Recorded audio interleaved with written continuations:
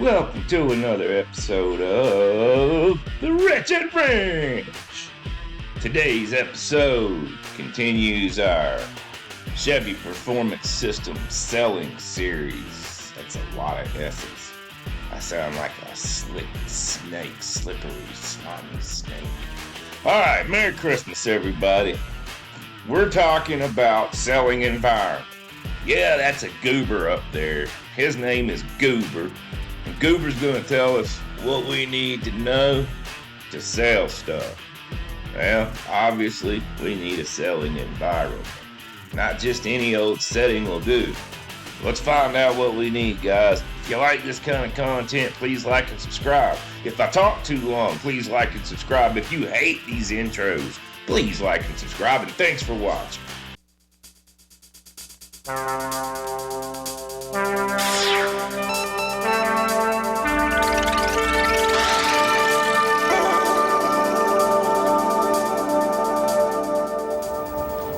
On the subject of showroom appearance, I think every dealer has to take personal pride in how they present themselves, especially in today's market. Just what effect does a selling environment have on the consumer? A lot of times the consumer will judge not only the selling environment, but the dealership itself, the personnel, everyone involved. Ooh, that was a good speech. Oh, man. I'm ready to go sell some cars. You ready to go sell some cars? Leave a comment. What did you learn? Did you lose brain cells watching it? Or did you lose valuable time you could have had doing something more productive?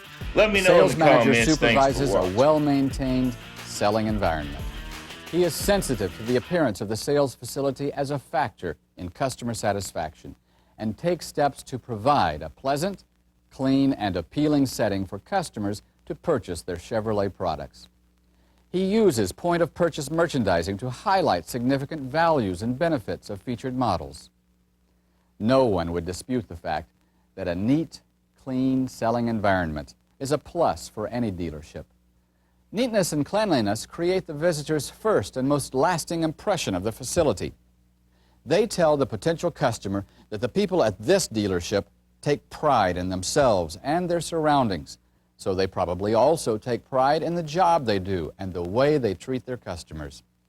As one of our dealer personnel told us, a customer today expecting to spend $10,000 or $15,000 with us expects to come to a top-quality professional place of business that looks the part. Our consultants and other dealer personnel have some suggestions on the first measurement key. The sales manager checks the appearance of the showroom, sales office, and lot regularly and assures that all public areas are clean and orderly. The selling environment is certainly a responsibility of the new sales manager as well as the experienced sales manager. Just what effect does a selling environment have on the consumer? A lot of times the consumer will judge not only the selling environment, but the dealership itself, the personnel, everyone involved, based on the environment in which he's being presented the product. Our selling environment was planned from the time we moved into this building. We're located in an auto park. We're in a planned unit development. The dealership is probably about 11 or 12 years old. It looks almost new. That's because of the way it's built with aggregate rock. But we have probably close to 200 trees on the location, lots of grass. It's expensive, but it's part of the planned unit development. We get an awful lot of compliments from people that come down here and buy cars because it's like buying a car in a national park. Lots of trees, pleasant environment.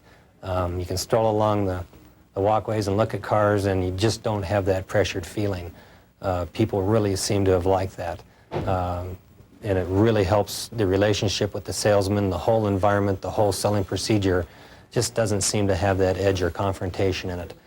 We felt that this has really helped us and will help us in the future. The exterior of a dealership is very important. In other words, the display around the outside of the dealership. Let me recommend, as a professional sales manager myself for many years, I've actually had consumers tell me that one reason they wanted to do business with our dealership was because every time they passed by, we always had an extremely clean area. The exterior of the dealership is an invitation to the consumer to come see what's on inside of the dealership. It's very much a responsible part of a professional sales manager to check that periodically during the day. You don't have to clean it, but you're responsible for its cleanliness. Responsibility, again, delegate the authority, but not the responsibility. Some things we have done is we've taken out our offices. We don't have an office environment. Our environment is open carousels with round tables. We try to make the customer feel as comfortable as possible when he comes in here. We do want to take the confrontation out of coming into a showroom that's filled with offices, that's a contained type environment. We want the customer to feel that he and the salesman can sit down, or he and she and the salesman can sit down at a round table, discuss figures, talk about the car without feeling pressured of a salesman on one side and a customer on the other side of a desk. We do everything we possibly can to sell the customer the first time he comes in, but we are big on rapport. We do have an awful lot of feedbacks, and we feel when that customer, if he does leave here without buying a car, he leaves here with a very high rapport level with the salesman, the manager, and the dealership. The environment is very easy, it's very quiet, and the environment we do try to have with those desks, the round desks with open carousels, is that the voice tones are low, there's no shouting or screaming, and it causes everybody to keep their voice levels down. We have found that the salesmen like it, the customers like it, and it does help us close deals. It really takes the edge off the selling situation. In addition to the carousel concept, another idea we've been looking at is how can we increase our exposure within our marketplace for the dealership and the products we carry. We've just recently got our plans in line where we're looking at opening up a retail outlet, a 2 or 3 car showroom in a regional shopping mall within our community. Some of our goals in mind in doing a program like this is that the store we open has a whole different feeling than what we're doing here at the dealership. This would be a store that's primarily women-focused, from the interior to the exterior of this store, using colors and furniture and things that seem to be attractive to women. We feel that since women primarily are in the mall, that the store should be pretty much centered around their needs and wants. This whole environment, we feel, should be pretty much a non-confrontational environment with people working in this store that really aren't closers per se, but are people that can help people start talking and thinking about their next car purchase. Interior decorators can do a magnificent job with just a showroom to make it a better and a more pleasing environment. As far as the exterior displays, make sure the buyer's interest is developed by the displays outside the showroom, out on the display lot. Again, a function of the professional sales manager.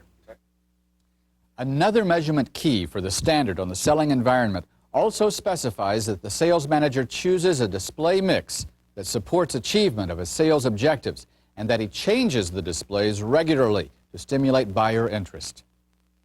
We want to make certain that the mix on the showroom floor will be conducive to moving that particular product line. Maybe that's the sales objective that month. Displaying the proper cars. And I highly recommend rotating those cars on coordination with the dealer, maybe also with the sales managers, if there's a larger dealership with other sales managers, making certain that we have the proper mix so that the consumer can be introduced to the product that's being promoted that particular week or month. Our objectives can be hit, can be achieved a lot easier with the selling environment being proper. Another measurement key of this standard requires that the sales manager uses point-of-purchase merchandising to highlight significant values and benefits of featured models. Make certain that the value of the product is exposed.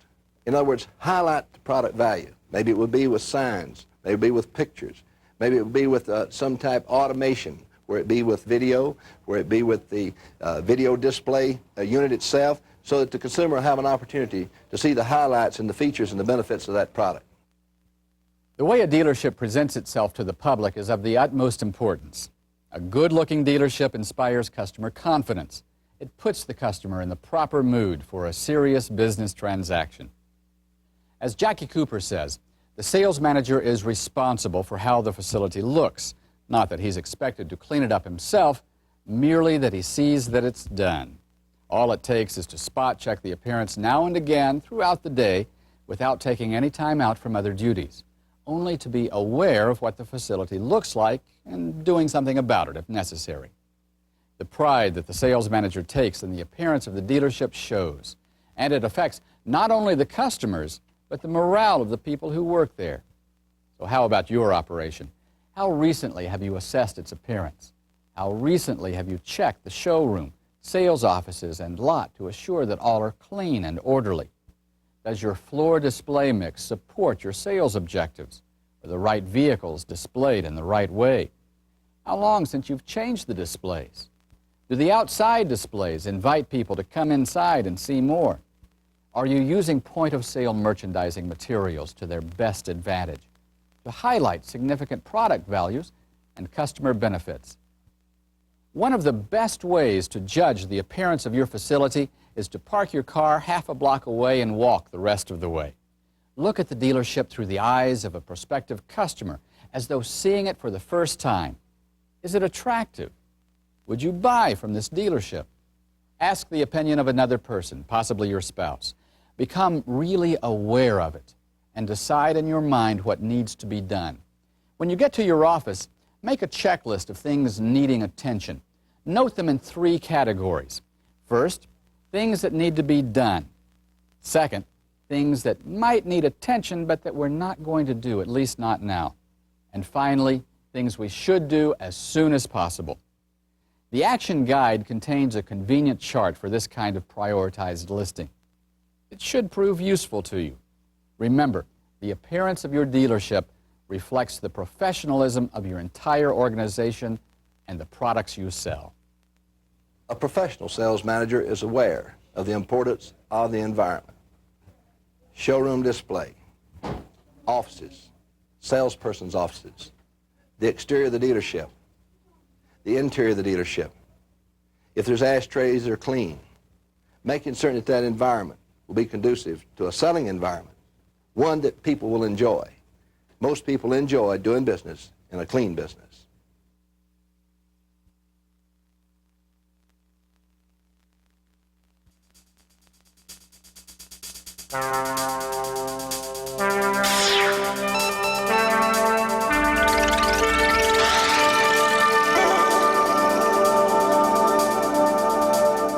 It's very important that sales representatives present a professional appearance to their customers for the very reason that customers are expecting something totally opposite.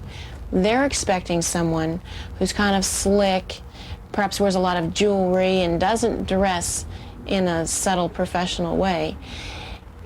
If we can present ourselves as being conservative professionals, in this business, we can really surprise the customer. Let's say he's got on a green jacket, red pants, and an orange shirt and purple tie, and high-heel patent leather, red, white, and blue pumps. I can't buy some of that. And what we're trying to do is improve the image of this industry. So if we like the looks of this individual we're sitting talking to, I just ask him, I say, hey, if I decide to hire you, do you have some conservative clothes you could wear to the dealership?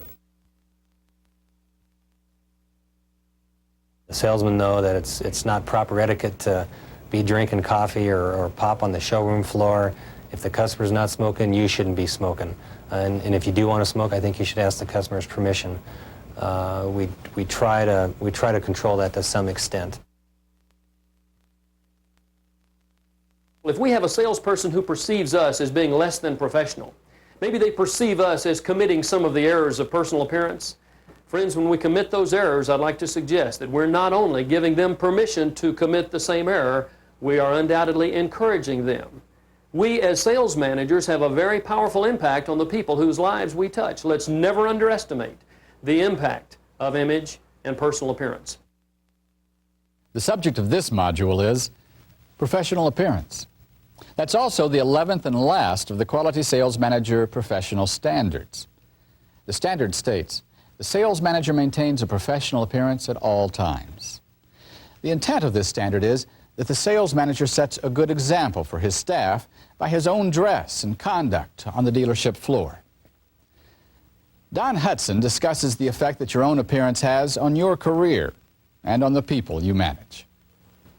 Professional image and personal appearance, a vital thing for us to consider when we want to impact positively on the people we manage.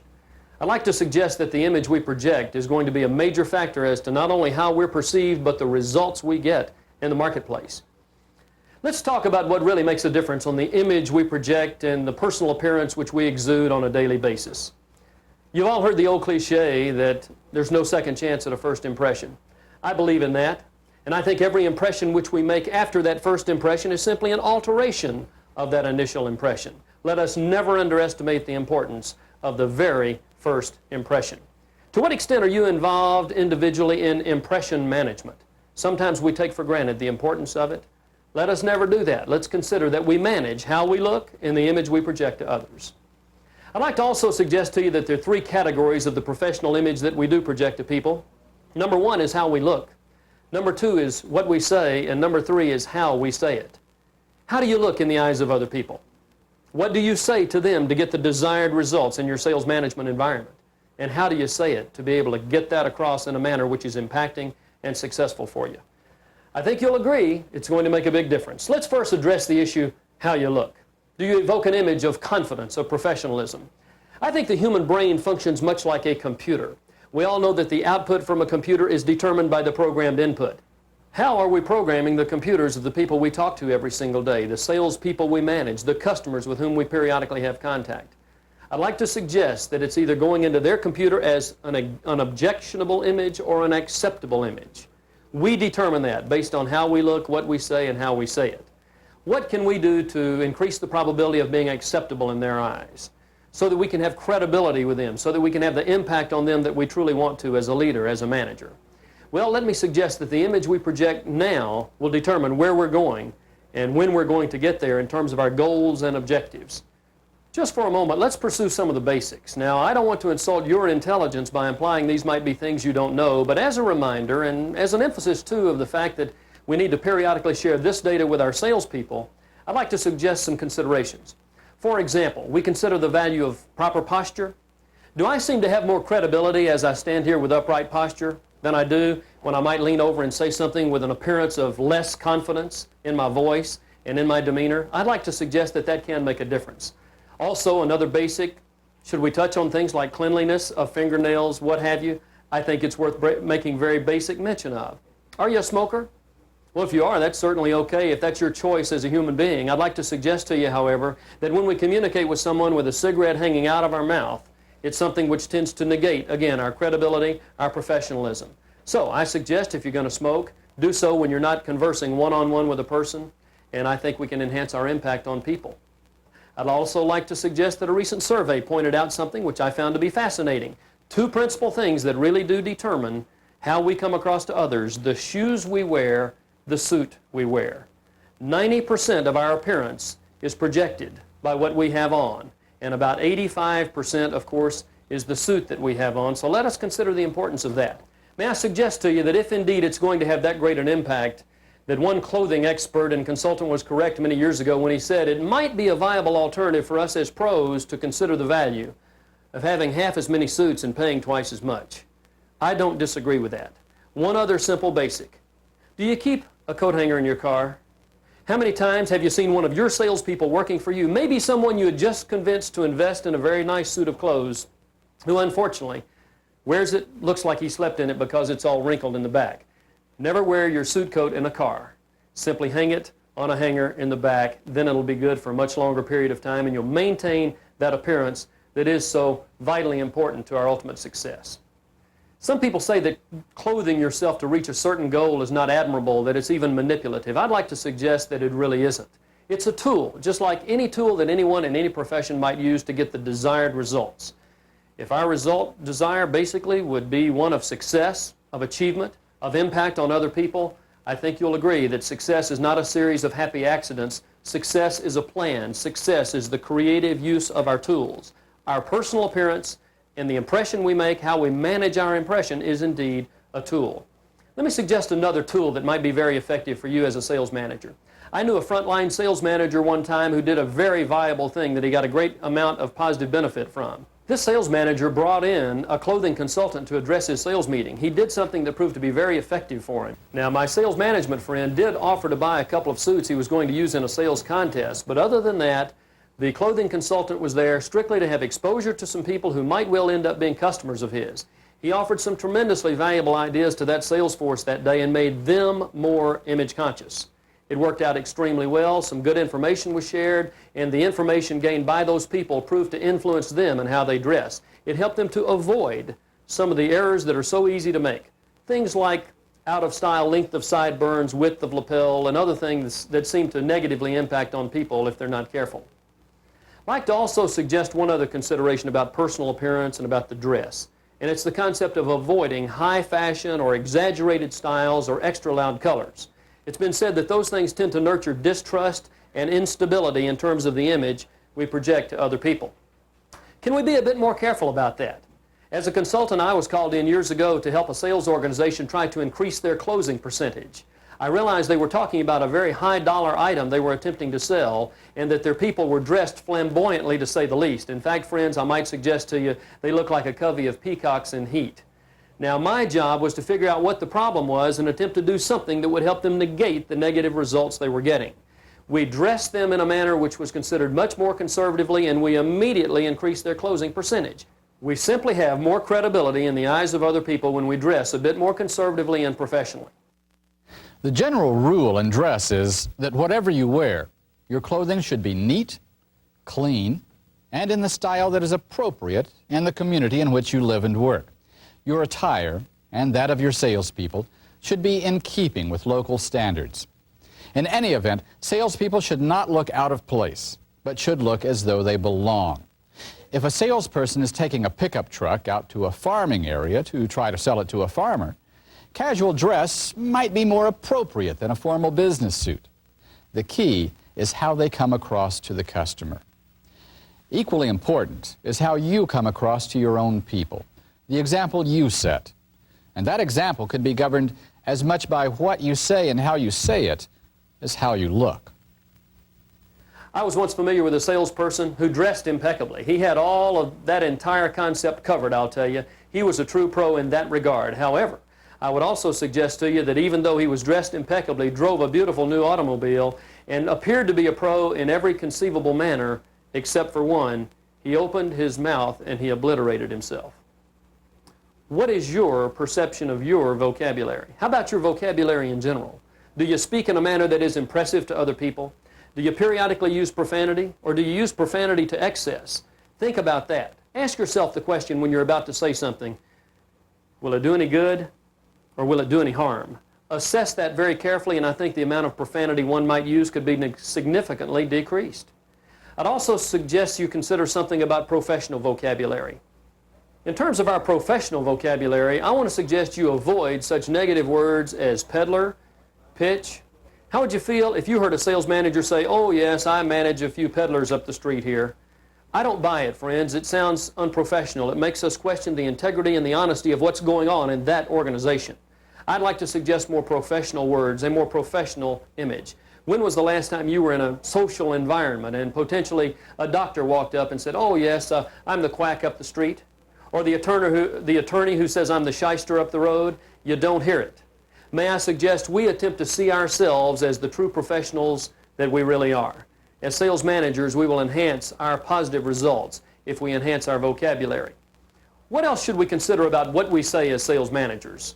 I'd like to suggest that the assertions you share with your salespeople should be consistent with company policy, with the standards that are set within the organization, because if we're giving out mixed messages, the morale of the organization comes down, the effectiveness has a tendency to also be decreased, and we open ourselves up for a whole new set of problems. The next consideration is how we say what we say. Do you speak with the conviction you think is necessary to really get results? Let me give you an example. Can you observe the differences between the manners in which I present these ideas? Salespeople, today is the last day of the month. I think we can go out and have the best day we've ever had if we really expect to do it. Now let's go out there and be as good as we can be in the environment of professionalism which we know. Versus the manager who says, "Well, it's the last day of the month. We hadn't done much yet. I wonder if today will be a repeat of the rest of the month."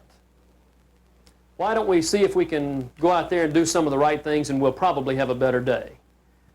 Consider your own voice, the words you use and how you use those words. Do you speak to your people with strong resolve, or do you sometimes speak to your people with indecisiveness?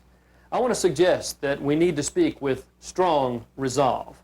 Some people use weasel words, probably, maybe, perhaps, things of that nature. They have lesser impact than power words, undoubtedly, for sure. Words that imply more of a probability of making something definitive take place. How about our body language? It's been said that the body language that we exude to others can have more impact than the things that we verbally share with people. I don't disagree with the power of body language, and may I ask you this, are you casual or are you serious in your body language?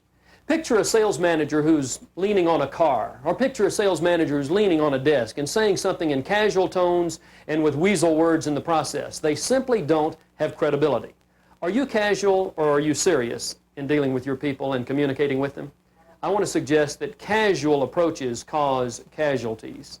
There's too much challenge in the marketplace for us to take our job, our image, in a casual fashion. It's simply too serious a topic. So let's not be indifferent about the appearance that we basically exude individually, and let us not ever take for granted the power of that professional and personal image we want to project and we want our people to project. Indifference is not the order of the day. Impression management is the order of the day. Impression management. Managing the impression that we make on others. That's well put. And there's no question that our professional appearance and how we look, what we say, and how we say it is the key to the impression we make on the people we manage. And in turn, the impression they make on their customers. What kind of an impression are you making on your own staff? Are you setting a good example for them to emulate? Are they responding to this example? And does their appearance meet your high standards and the expectations of your customers? Check the action guide to evaluate your professional appearance.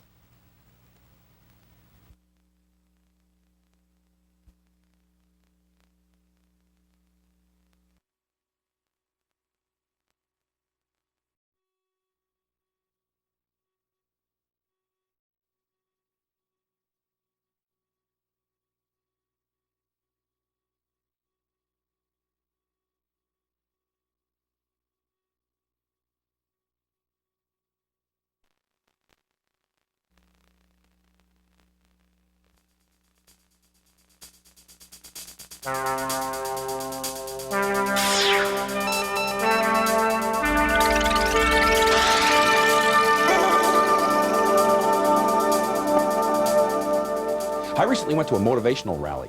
4,000 or 5,000 people in the audience. Has anyone ever been to one of those things? It's your attitude, not your aptitude, that determines your altitude. You can soar with the eagles. You can achieve greatness. Well, I was seated in the audience, and I was very much close to the front. A fellow looked down at me, and he said, "You are Superman. You can achieve greatness. You can achieve anything you want to achieve. You're Superman." And I knew he was looking directly at me. No question in my mind.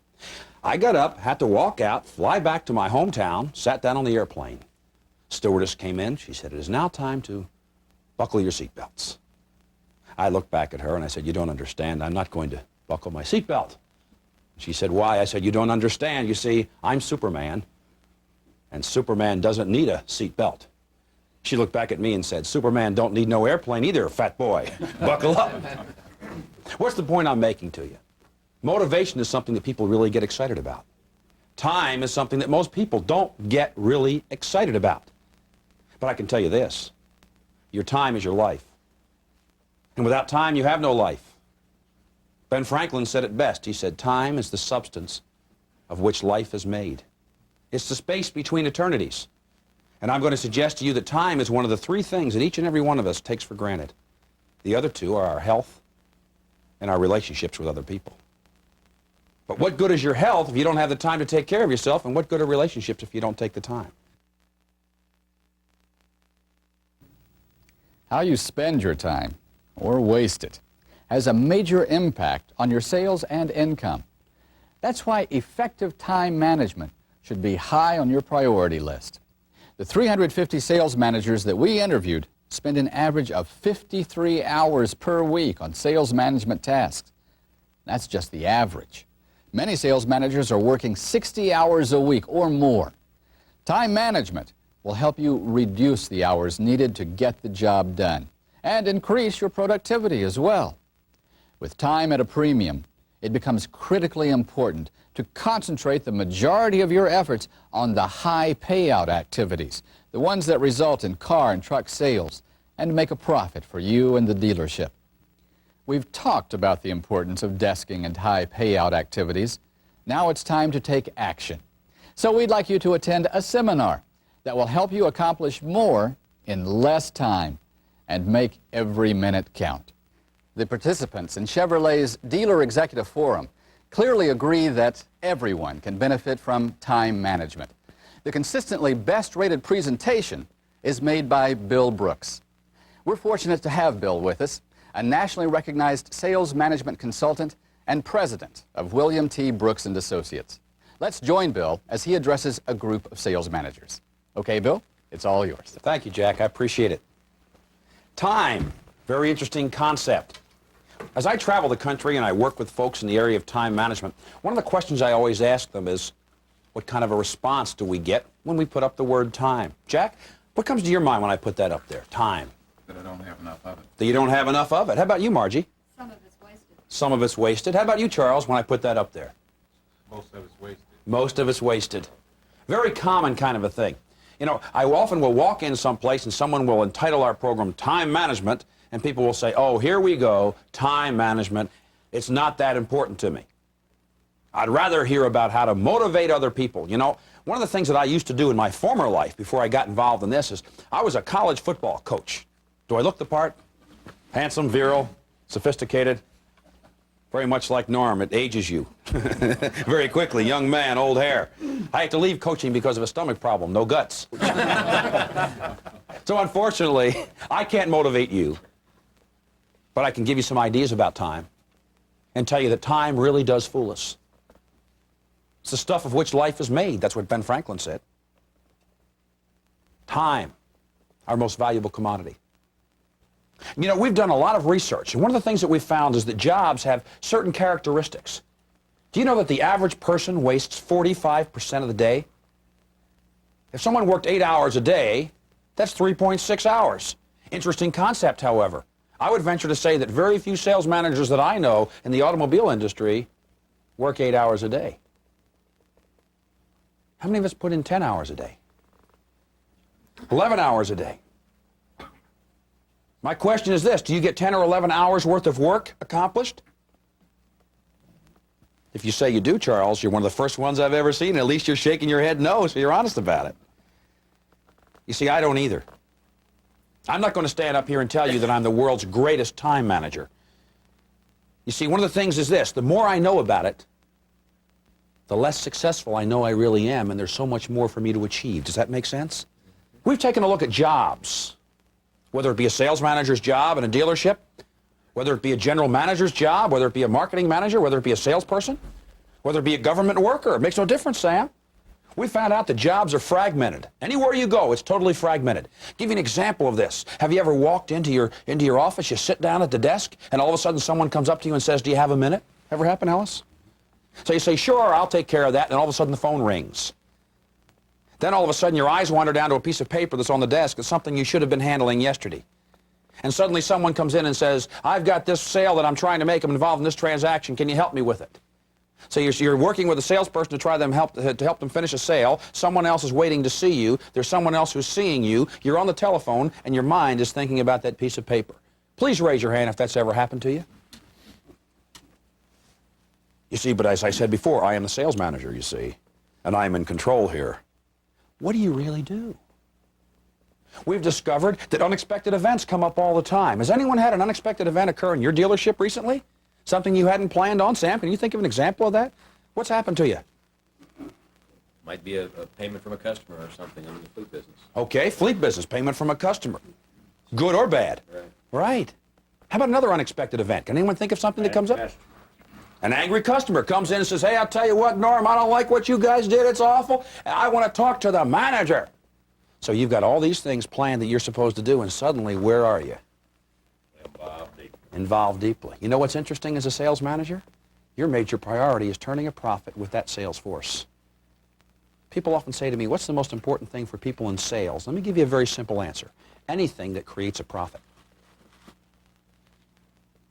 Anything that creates a profit. How many of us get involved in things that aren't really profitable? The crush, you see, the crush of reality. Do you know the average manager is interrupted every 6 to 9 minutes of the day, and it takes 3 times as long as the interruption to get back on track, if you get back on track at all? How many of you can say that that's happened to you as well? Yeah. Interruption after interruption. We tend to be action-oriented. How many of you have seen that we tend to confuse activity with results? How many of you have sometimes found yourselves having difficulty training people because of the crush of time? And what do you have? An untrained sales force. And when do you pay for it? Later. Because what happens? TOs become a way of life. And then you are the only one that can really finalize transactions. So they're always looking to you to handle all of this. Now, we're not saying that's going to be cut out completely. It certainly can't be. But it can be minimized as your people get what? Better. And the only way to get them better is to train them, because training takes time and repetition over and over and over again. But what happens is we tend to put that on the back burner because of the crush of the immediate. Now, let's take a look at the next concept here and see what we uncover. You see, when you choose a habit, you choose the results of that habit. How many of you would say that perhaps you are creatures of habit? Anybody here a creature of habit? Has anyone here ever tried to change a habit?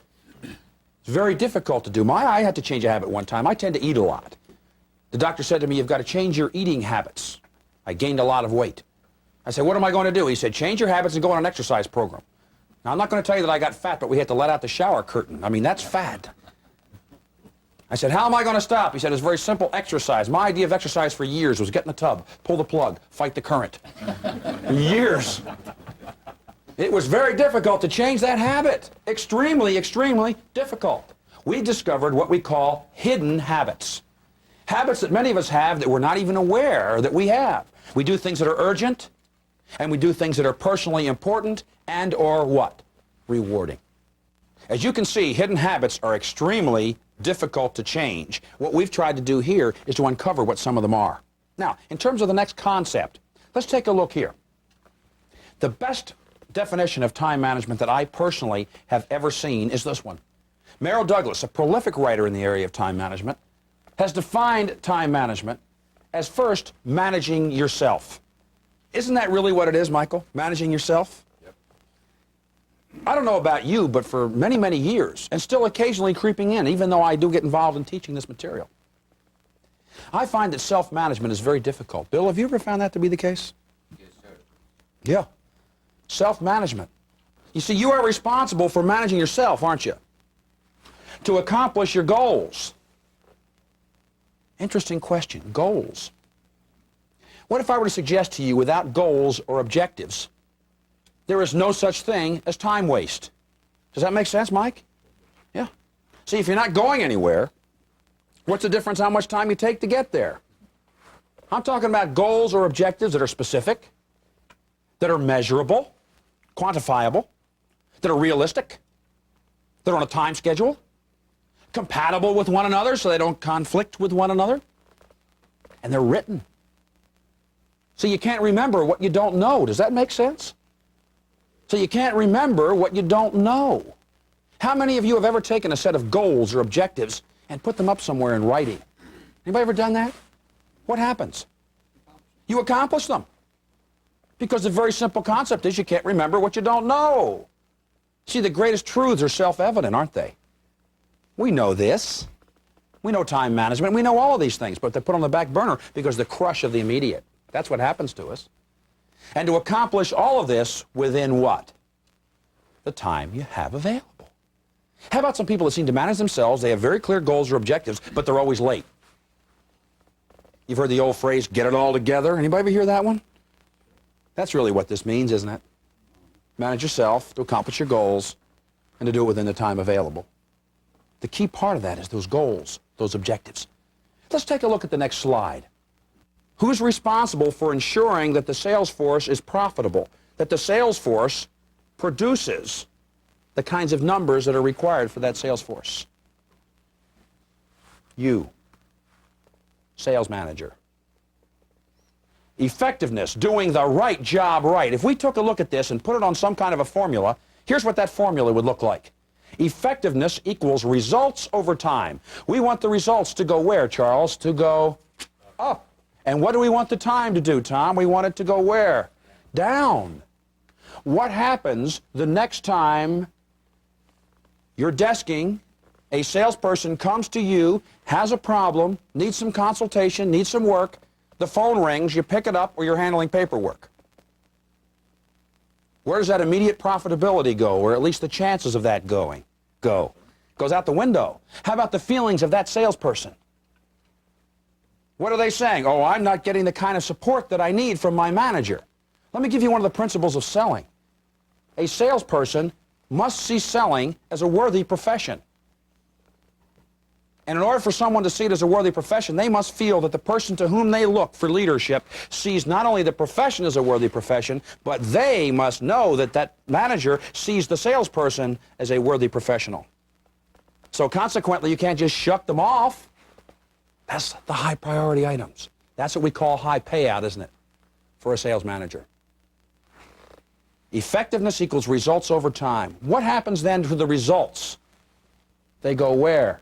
Down. Where's the time go? Up. You've lost 200% effectiveness. Time wasters are anything that reduce effectiveness. Sam, what would be a time waster that perhaps you see it on a daily basis in a dealership? Telephones. Telephones. What would be another one, Randy? Heat. Heat? Okay. From customers? Margie? Drinking coffee. Drinking coffee. Okay. Mike, what's one that you might see? Newspapers. How about shifting priorities? How about unclear objectives? How about haste? How about impatience? How about poor listening? How many of you can say in the last year that perhaps you've seen some profitability go out the window because someone didn't listen? Do you think that sometimes we get so busy running around that we don't hear? Because we confuse activity with what? Results. See, we've talked about all this. Let me suggest to you a question that I guarantee that if you ask yourself, you can improve radically your productivity. And here's the question. What is the most effective use of my time right now? Please write that down if it makes sense.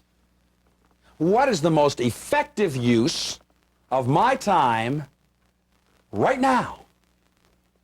Not tomorrow, not last week, but when? Right now.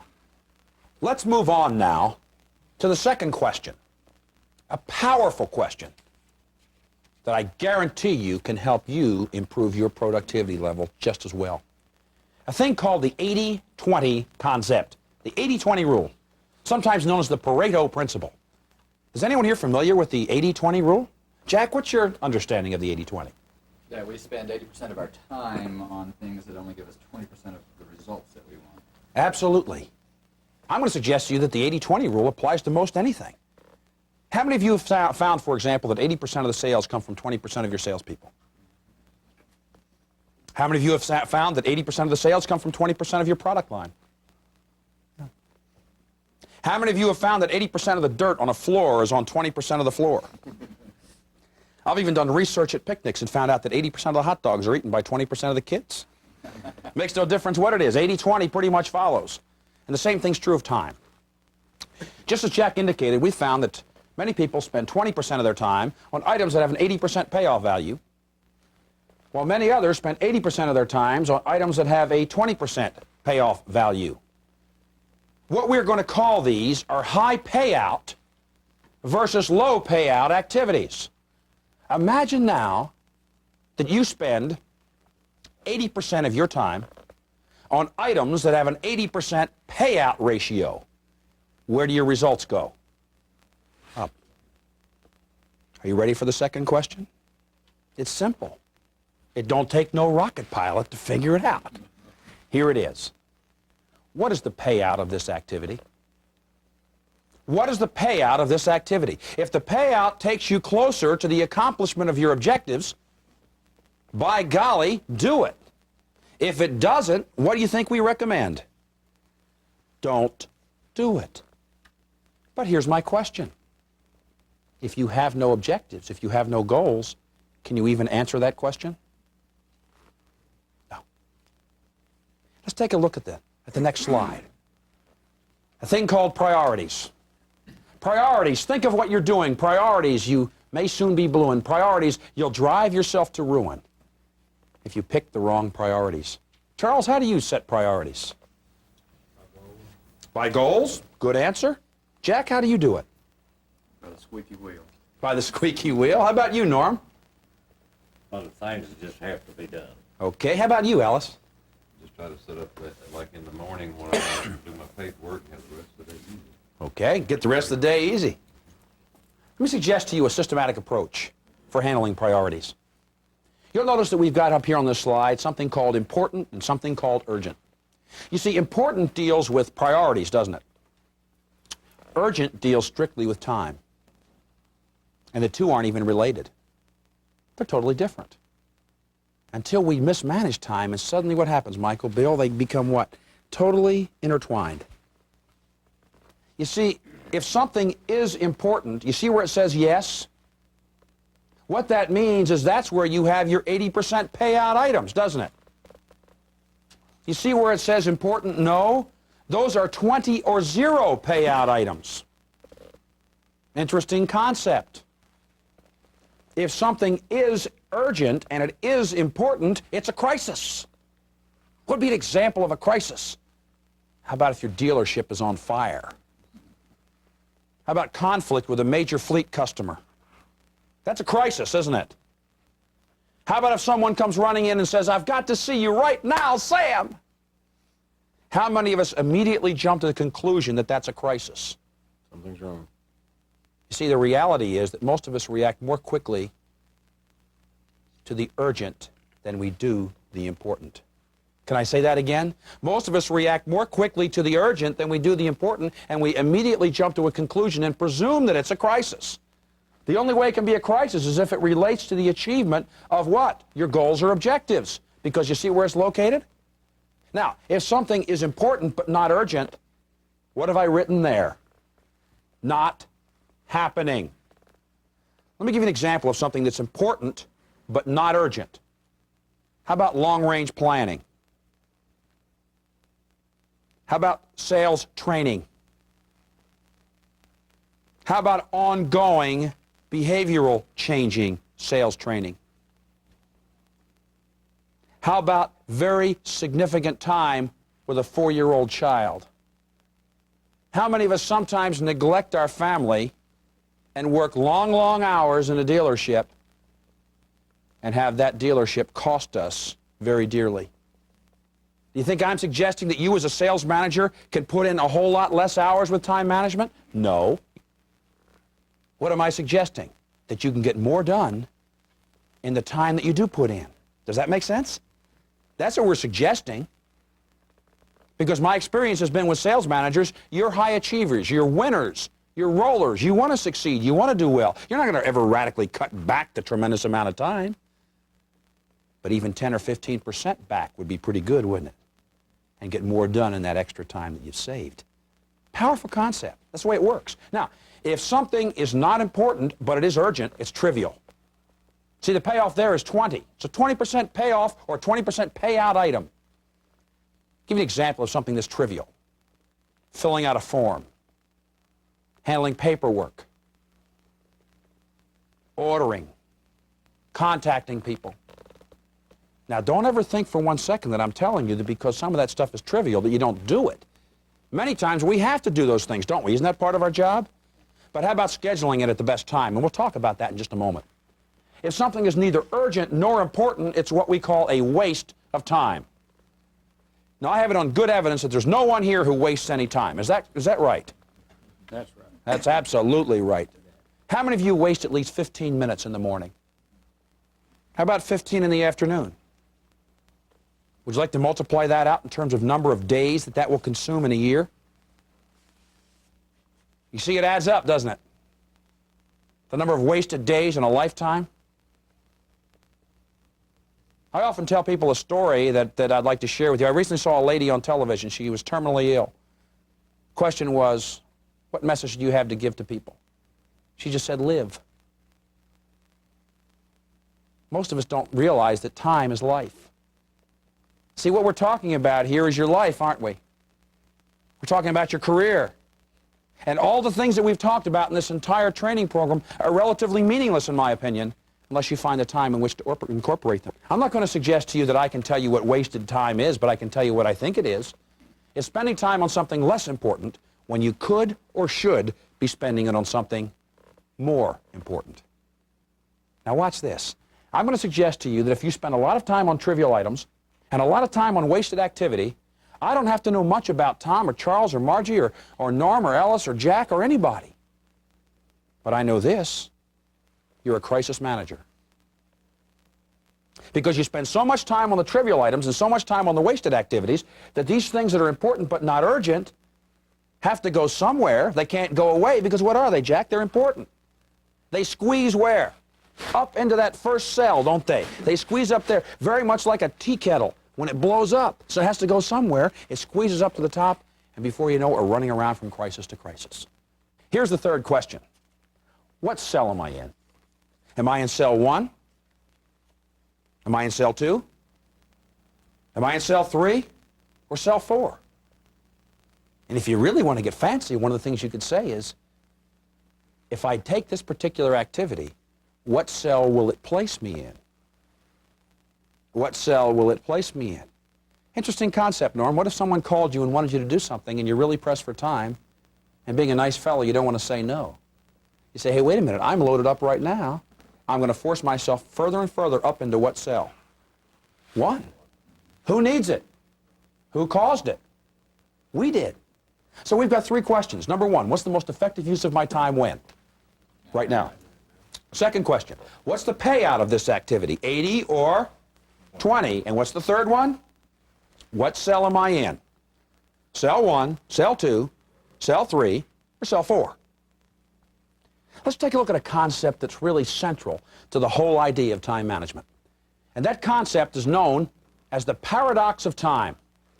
You see, we never seem to have enough time, yet we have all the time there is.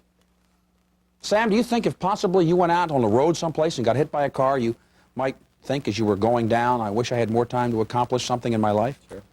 If that happened 5, 6, 7 years from now, do you think that might be the case? Yeah. See, the interesting thing about it is human beings are goal-seeking organisms. Goal-seeking. You say, well, I've got this guy that works for me. He ain't seeking nothing. He ain't showed up on time for the last 6 months. Yeah, he's motivated to seek a goal. His is to stay in bed.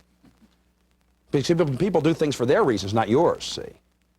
Let me, if I could, spend some time and give you some specific tips, some specific ideas that I guarantee you will be valuable for you as you take a look at some ways to manage your time in the dealership that you find yourself working in very, very easily, very, very well.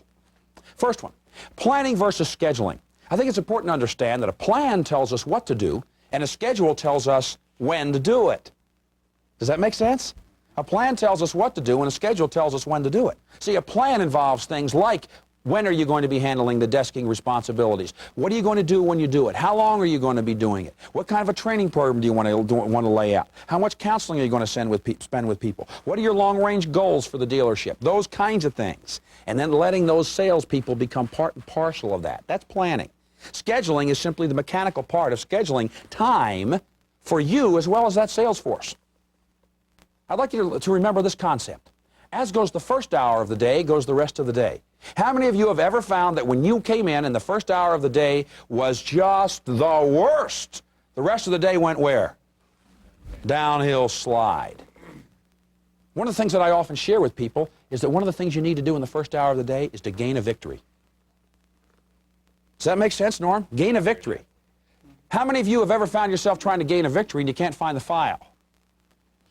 The person who knows where something is calls in sick. They're not there. The best way that I know to make sure I get a victory is to plan it. Would you like to hear about a little small victory? Laying your clothes out the night before. You say, isn't that time management? Isn't that managing yourself? How many of you have ever gotten up in the morning trying to find something, and what you do is you end up waking everyone else up in the morning, so they're all upset at you, so you leave when everybody else is angry. Has that ever happened?